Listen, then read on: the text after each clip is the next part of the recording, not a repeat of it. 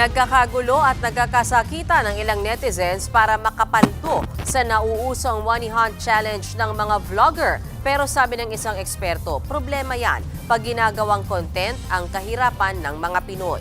Nasa frontline ng balitang yan si Mon Gualvez. Ayun na!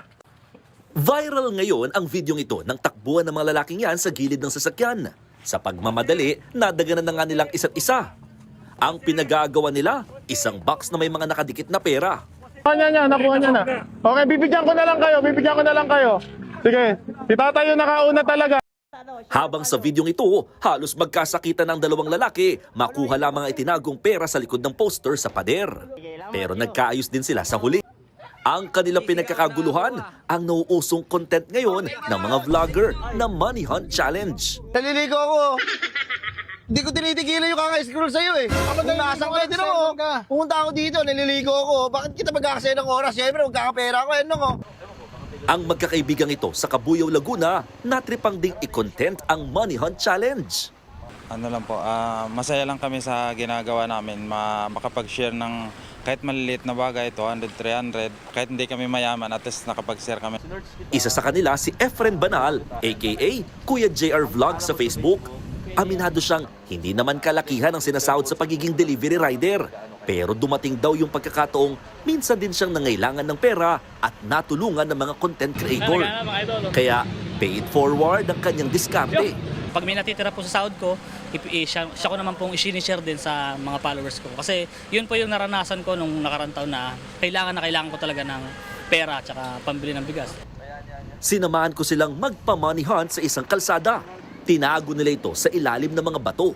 Pagka-post nila online kung nasaan sila, wala pang 5 minuto, may mga lumalapit na at naghahanap sa lugar.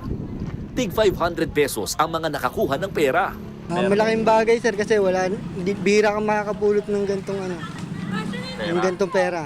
Pambili pong bigas, gano'n, pang gasolina, pang araw-araw din. Isang araw na to, sakto na to. May mga humahabol pa nga kahit tapos na yung challenge. O mga inaanak, yung malapit dito sa area at nangangailangan ng pera, ilalagay ko ito dito sa bintana ng sasakyan, taon na lang kumatok. Isa rin ito sa mga estilo ng Money Hunt Challenge. Sabi ng mga eksperto, likas daw talaga sa mga Pilipino yung pagiging matulungin.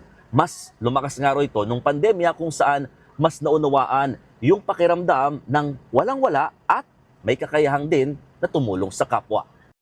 Para sa sociologist si Dr. Gerald Abergos, nakababahala raw na mas napapakita nito ang hindi pagkakapantay-pantay sa ating lipunan. Nagiging problema kapag ang kahirapan ay ginagawang content. Kapag pinapakita ang mga tao na naghahabol ng pera or na camera. Pangamba pa nga ni Doc Gerald, baka mawala na yung sinseridad sa tunay na pagtulong. You know, the point here is, para saan yung ginagawa? Is it really sa pagtulong sa tao? Is it really for entertainment? Is it for views? Nagbabalita mula sa Frontline, Mon Gualvez, News 5. Mga kapatid, Mean Los Baños po, huwag magpahuli sa mga balita at impormasyong dapat ninyong malaman. Para sa mas malawak na balitaan at diskusyon, mag-follow at mag-subscribe na sa social media pages ng News 5.